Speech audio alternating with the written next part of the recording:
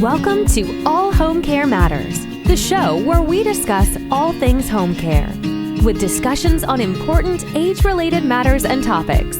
Brought to you by Enriched Life Home Care Services, the #1 rated home care provider in Michigan by Top Rated Local.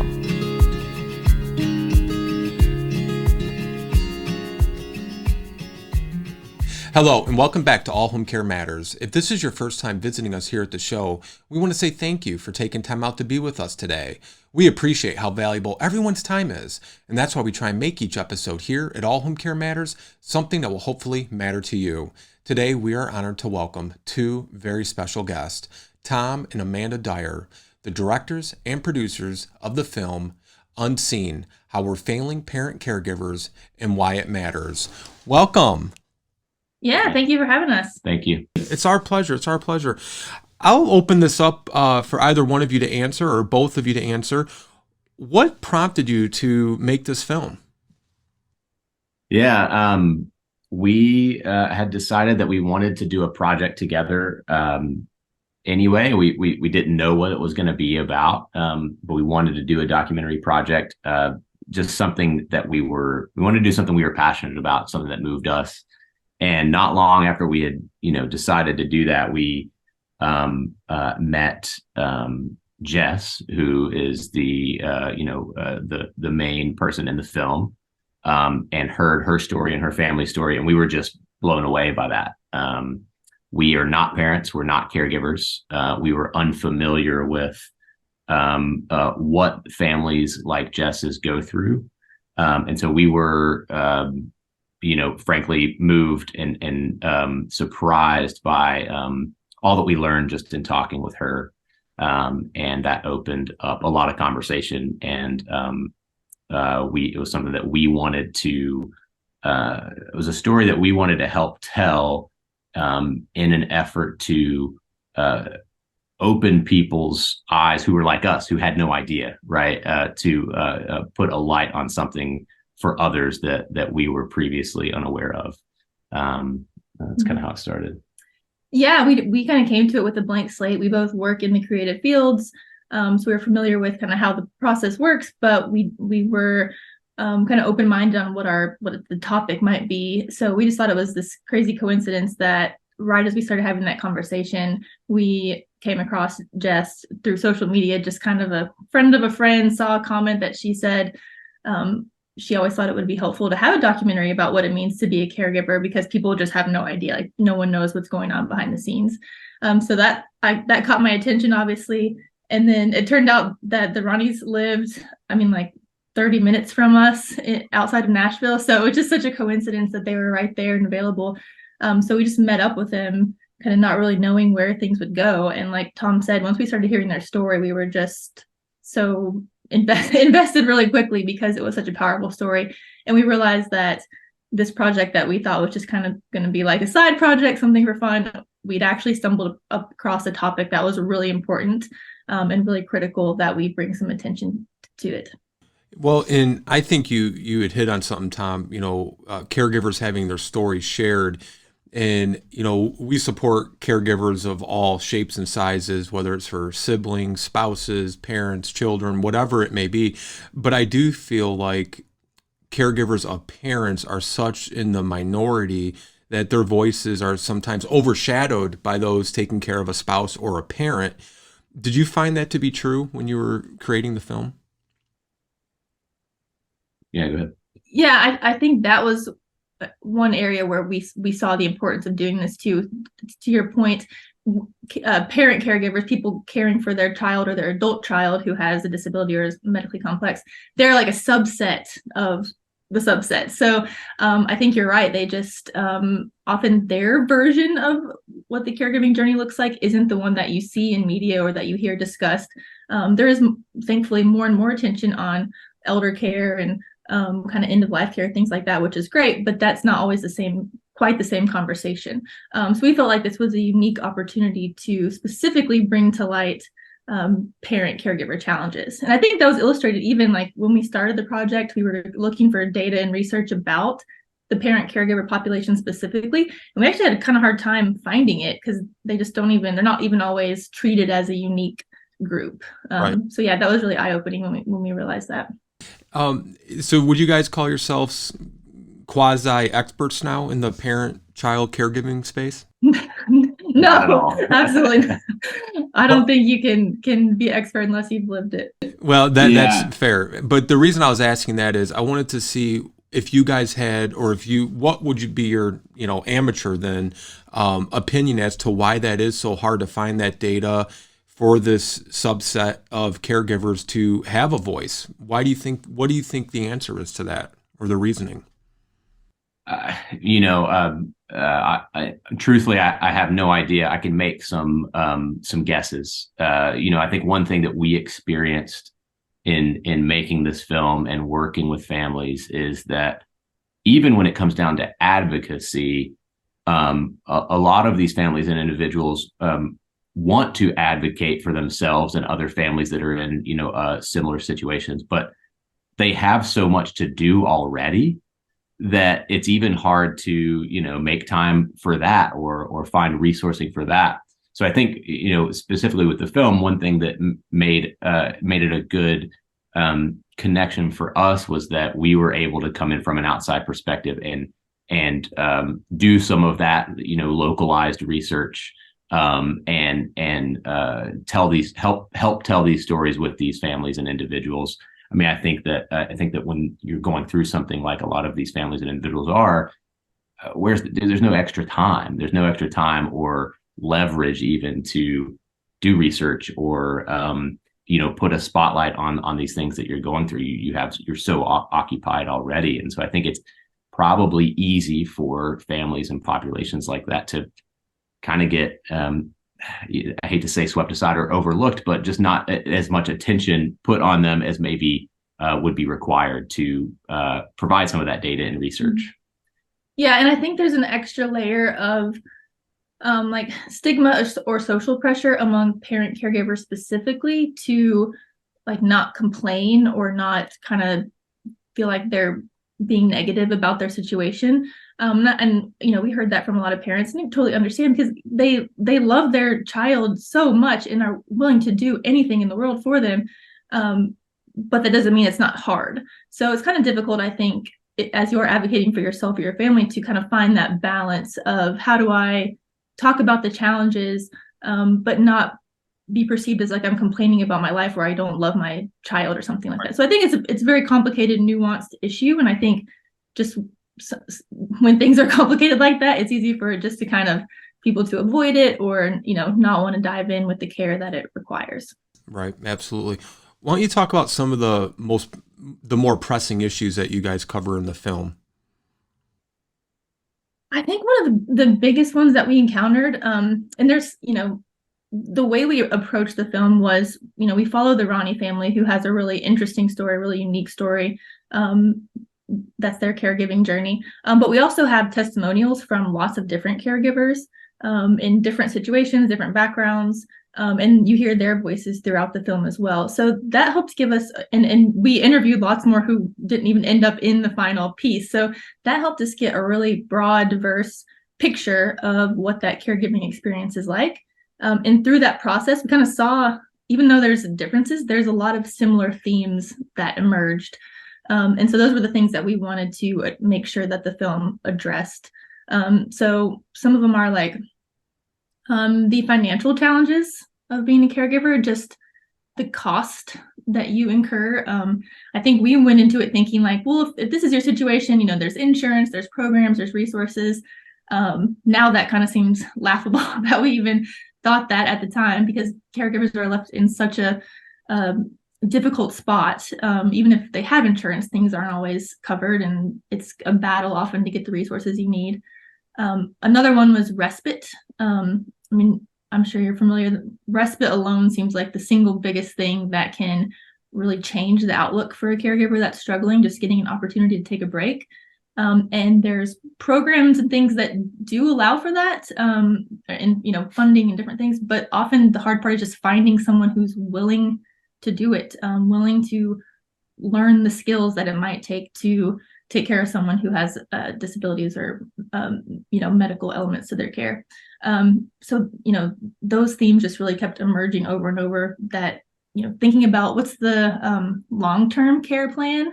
So many parents told us that they just, are up all night just worried about what is care for their child or adult child look like when they're not around to do it anymore. We just don't have good systems in place as a society for that, and it leaves parents just panicking about what's the future going to look like. Absolutely. With Jess and his family, what was their feedback? Like, did they have a good feeling about the film? Because I can imagine, I think it is different when it is a child versus a parent or even a spouse. Because like you guys had mentioned, I think people just take for granted, well, that's your child, you do what you have to do. You don't have siblings to maybe help split some of the obligations when it's a parent, and, you might not have adult children to help when it's a spouse. When it's your child, you are it, right? And I think that's one distinction that really needs to be pointed out. What was their approach to the film? Were they hesitant? Did they have concerns, or were they anxious to, bring awareness to this issue?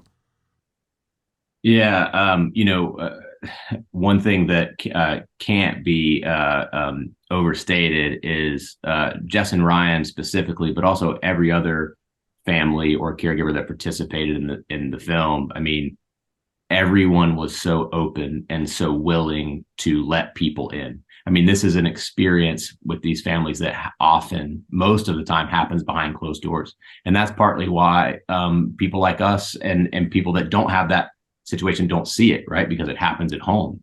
And so the fact that they were willing to be open and vulnerable and kind of let us in and see what goes on there, huge credit to them for having the bravery to do that. And I think that Jess and Ryan specifically were absolutely willing to go there and be vulnerable, because I think that they really see the value in putting this out in the open and letting people in and seeing what they're going through. Because, kind of our thought on it was, if people don't see this and can't experience this, then they're not going to be motivated to help out or help usher in change or join any sort of advocacy conversation. And so our whole goal, in the film was not necessarily to put forth solutions, because A, we're not experts, and B, there are not like blanket solutions don't usually work for a lot of these families. So our goal was not to put forth solutions. It was to literally just expose what these families and individuals are dealing with, and let people experience that, so that then we can start the conversation of, okay, how do we make this better for people? What are things that we can do? Right. Well, and go ahead, Amanda. No, I was just going to add that the Ronnies were amazing partners to work with on this. I mean, there was definitely, at the beginning, they were kind of like, well, what's your angle? Why do you want to do this? Why do you want to take this on? But we met with them lots of times, talked through it, kind of got to know them more and more, spent time with their family.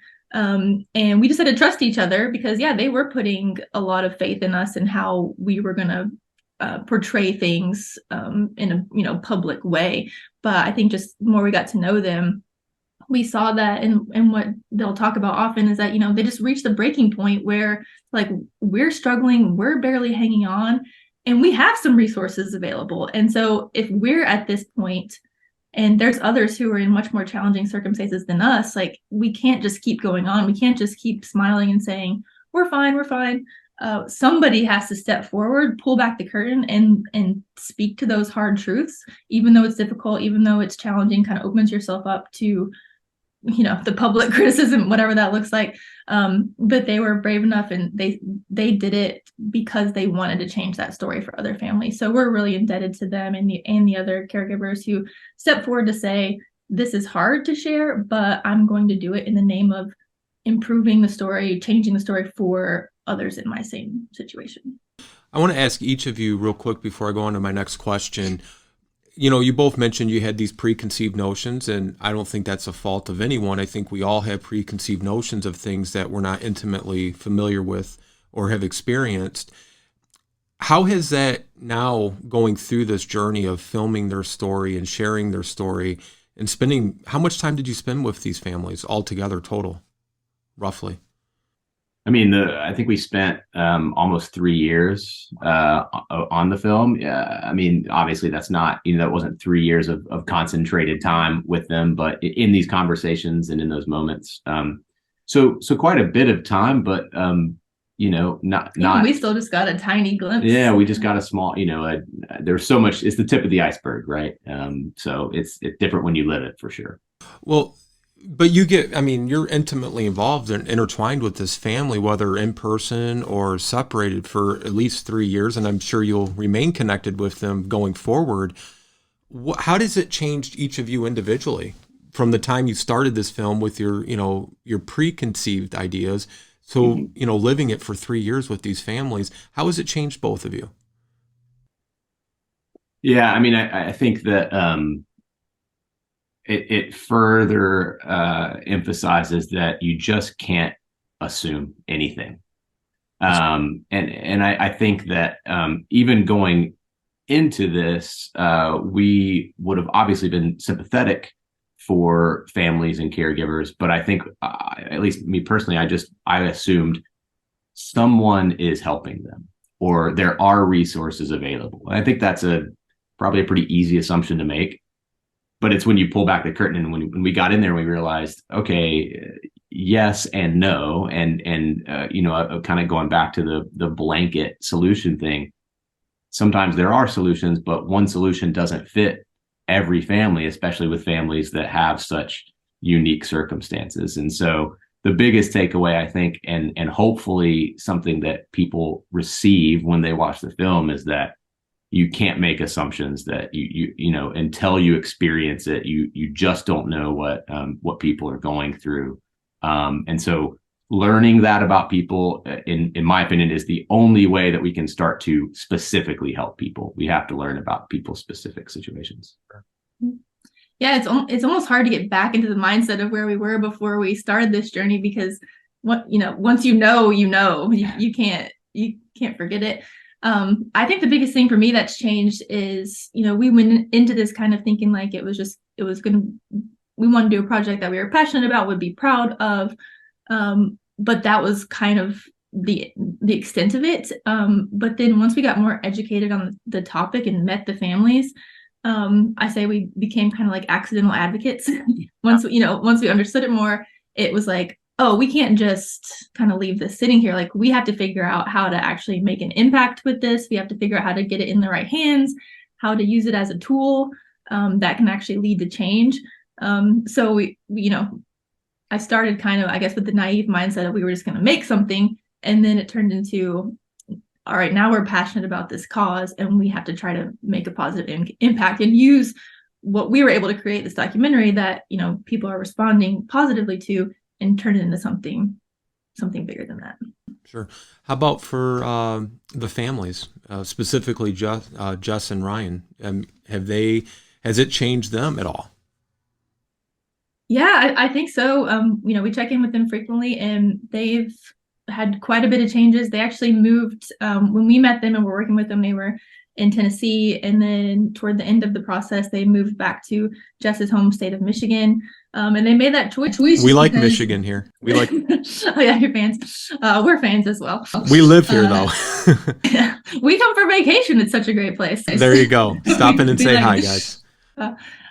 So they live in an area where there's better local resources. They had more family there. So they just decided that for their family, the best choice was to, kind of not rely on programs or, other resources and just go back to where they had more support.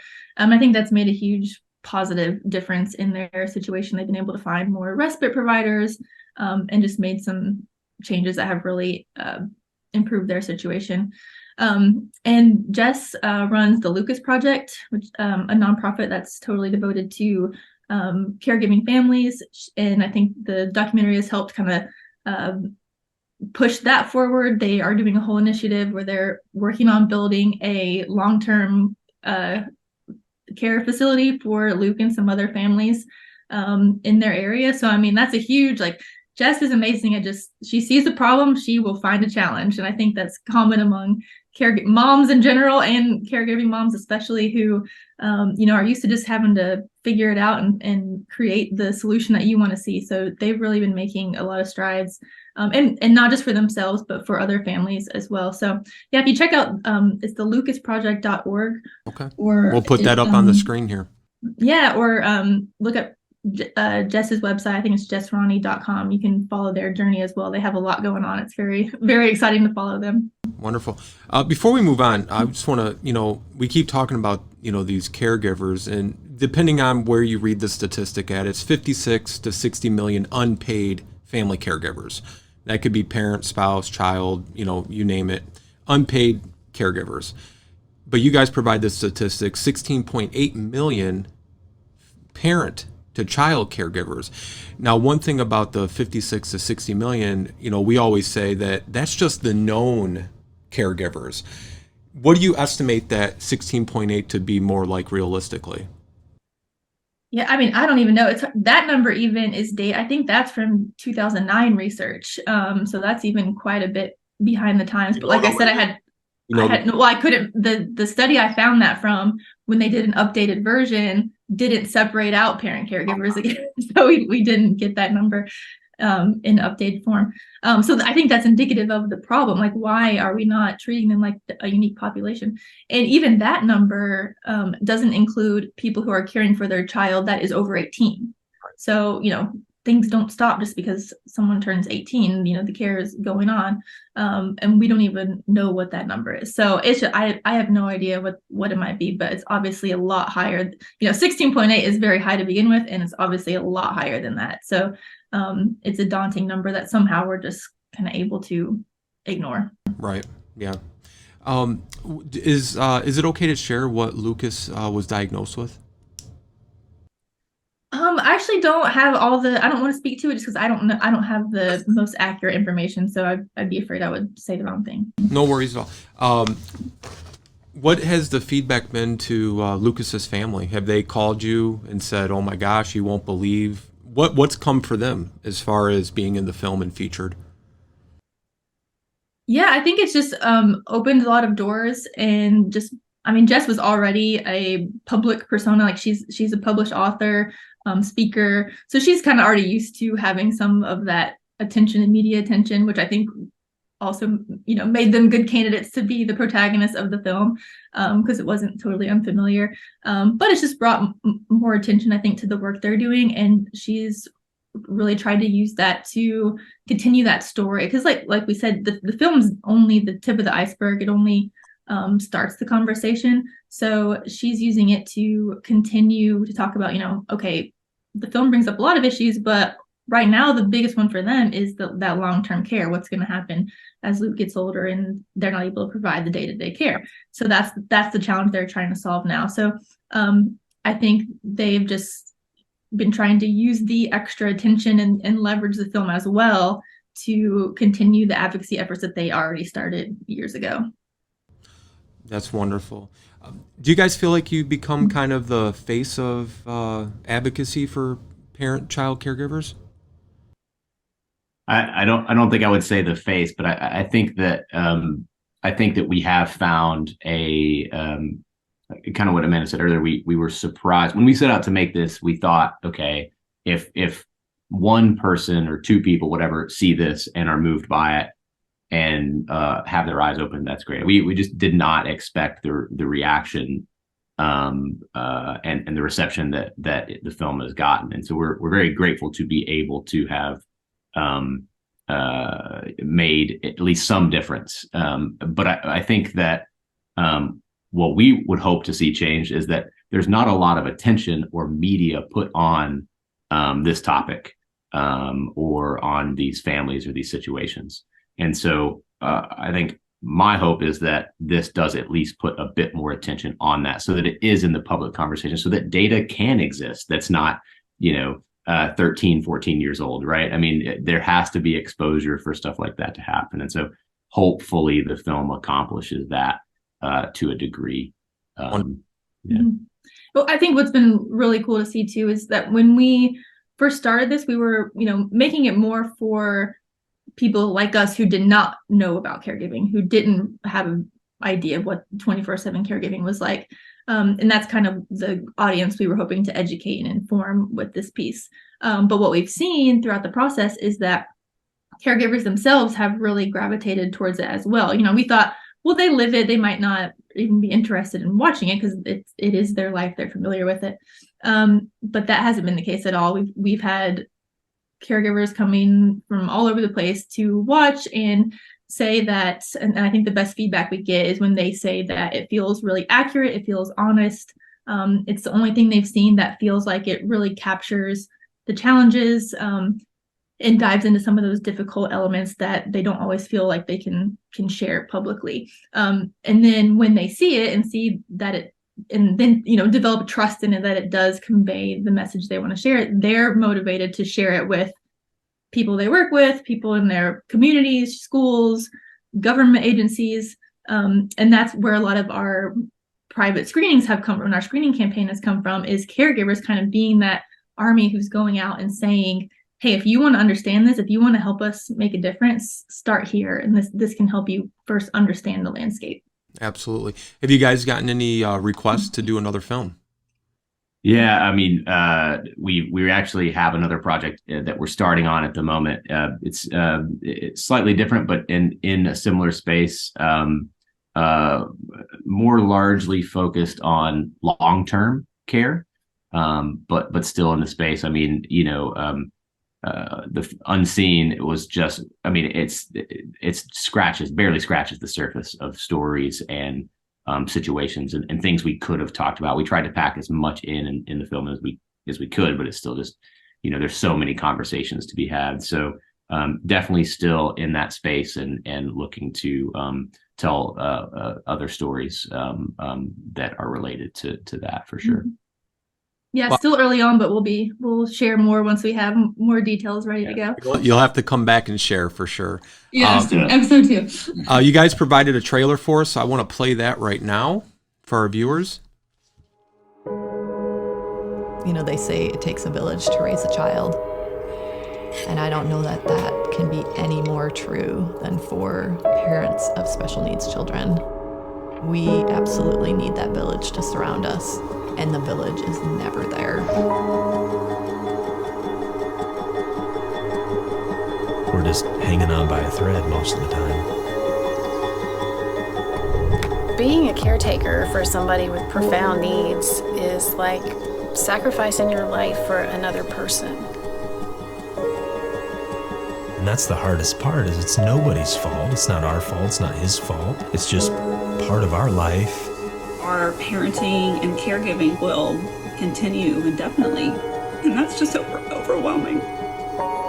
We're not targeting this population. We're not screening them appropriately. I had a stress-induced heart attack at 30 years old. There is no burden of a child. It is the burden of our society failing these families. Ignorance is bliss. She's fine, he's fine, they're fine. And we plaster our smiles on our faces and pretend like everything's fine. And we just can't do that anymore. Most caregivers are not fine and they're not doing well.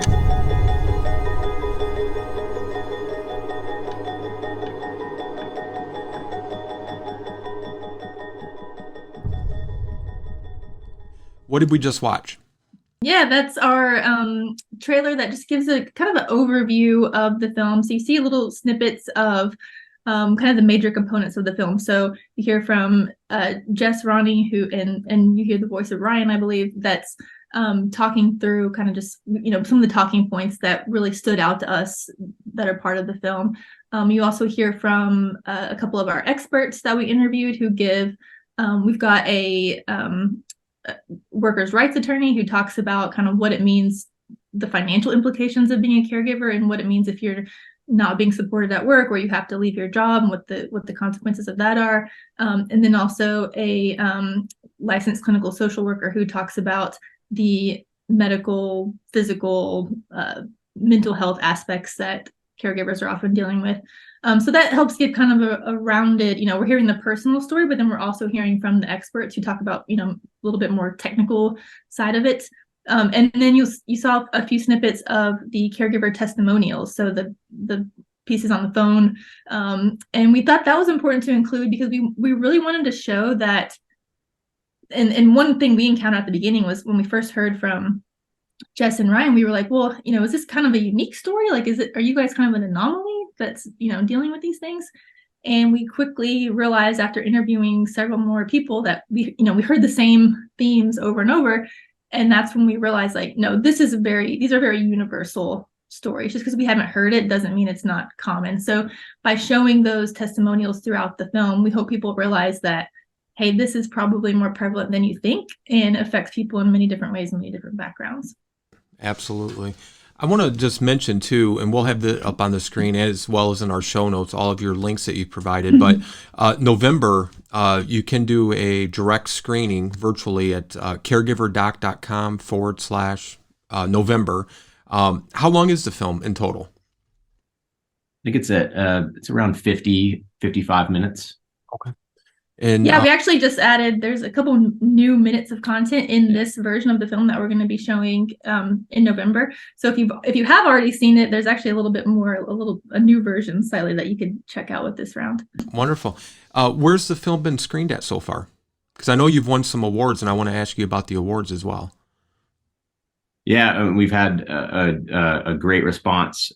We've done a lot of private screenings with companies and nonprofits and organizations. It's been in a few film festivals. You can probably speak to more of the specific. Yeah, that's been our big piece of our impact and outreach campaign is this private screening model. So we work with, like I said, nonprofits, children's hospitals, government agencies, universities, corporations with their workplaces, groups who use the film as a conversation starter to talk about, what are we doing right to support caregivers? What are we doing wrong? What could we be doing better? And that gives them a forum to kind of tailor the conversation to what makes sense. Like, obviously, the doctors at a hospital are going to have a lot different conversation than the managers at a large company. So I think that's what's been cool to see, the power of the film to be used in different arenas for people to have different conversations. So yeah, if you are, any of your listeners or viewers are affiliated with a group of any kind, whether that's any level of organization, we'd be happy to chat with you about having a private screening for your group, because it's really just a great way to bring up the issue and, provide some unique content that gets people to come together and just have those discussions. Yeah, and I think, Go ahead. Go ahead, Tom. Well, I was just going to mention one thing that we do get asked quite a lot is, why is it not on YouTube or Netflix or anything like that, where it's just readily watchable? And a bit of that was honestly intentional. We didn't want to make this and have all these people share their stories and be vulnerable and then just put it online and just hope that people watch it. And so the way that we have been getting this in front of people has been very intentional. And trying to get as many eyeballs as we can on it, but eyeballs that are intentional, right? People that are wanting to use this as a conversation starter and not just putting it out there and hoping that it gets watched. And so the response to that's been great. There's been a lot of positive conversation and reception from that. So excited to see where it keeps going for sure.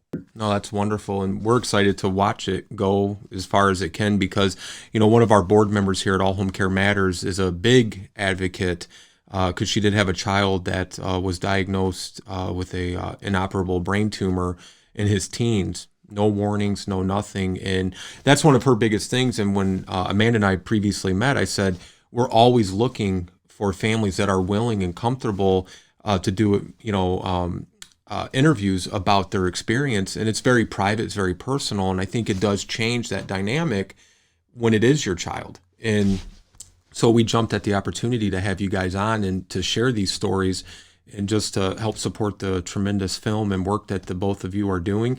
You may not think so, but you could be becoming the face of, parent-child caregivers, like it or not, Tom. But whatever you want to call it, it's needed. It's very needed. And I wanted to just ask you guys too, because I want you to brag a little bit. You've won some awards at some film festivals as well. Yeah, I mean, I think that was a huge surprise to us. I mean, it definitely wasn't something that we set out to do, but it's obviously very worthwhile, I think, or at least it's, again, draws more attention to the topic. I think there was it was the Knoxville Film Festival. I'm going to be terrible at remembering the names of these. Well, there was a couple where they invited our film to be one of the featured works. And I think that is especially meaningful too, because that shows and hopefully is encouraging to your listeners that people are wanting to have these conversations. There is interest in having the discussion. So I was definitely encouraged when we were invited to participate in those, and they made the film a real centerpiece of the film festival. So that's definitely a highlight for me. I think the most positive thing I take away from it is that when it does get accepted or asked to be a part of these festivals, it shows that there are people that are wanting to experience this and wanting to have these conversations. So there is a desire out there and an openness to hear this. I think it's just simply on people to put that out there, and that's why I think it's so important, and I'm so thankful for all these families that were vulnerable and open and sharing. I know it's a very hard thing to do, but I think it can make a big impact. That's wonderful. Last question for the two of you, and I again appreciate your time and for the work you're doing. It's again, I just can't say enough how needed it is. What is one thing that you received, whether feedback, email, after the film came out, that just really hit you and said, wow, this film is making a difference? Or maybe it was something different. Did you have one? Maybe there's two, but is there one that stands out for either of you that really meant a lot, maybe more so than others? I think the biggest thing by far for me was, we made this with the intention of the audience being people that were like us, that were not familiar with these families or these situations, to educate and open people's eyes to it. I think the biggest thing I've been surprised by is that caregivers themselves have rallied around it and said, "Oh, I'm so glad to see that it's not just me that struggles with these things." And that was obviously a big concern that we had, is like, okay, if we are going to put this out, are we doing justice to these families in these situations? Like, we're coming in as outsiders, like, are we able to put forth something that is respectful and representative of what they're going through? And so we had no idea that caregivers would be interested in this. They live it every day. We didn't think that they would necessarily want to watch it, but it's been validating and uplifting to hear the feedback from them about being seen and being made aware of more. So that's been surprising in a good way for me. Yeah, I think that's the most motivating thing by far, is the parents saying, like, just thank you for doing this. I feel better just having seen it and knowing that, and it's an intense film, like it's a lot. But knowing that it makes a difference and makes caregivers feel seen, that's what powers us to keep going. And I did hear one story that has stuck with me, where someone said that they have a grandchild with profound disabilities and are often kind of unsure of like how to take care of them, or maybe don't always want to watch the other grandkids but not that one, and it kind of creates some tension for the family, and that she watched the film and got a better understanding of how valuable it is to have support, and kind of realized that it's not that big of a deal. She can do it. She can take it on. She can learn, and now has been more available to help provide respite and care for her family. So I think it's stories like that just show like one little change, but that's going to be huge for that family, to have that, kind of come together in that way. And just knowing that the film has had, little stories like that are taking place every time someone watches it, that's been very inspiring. That's incredible.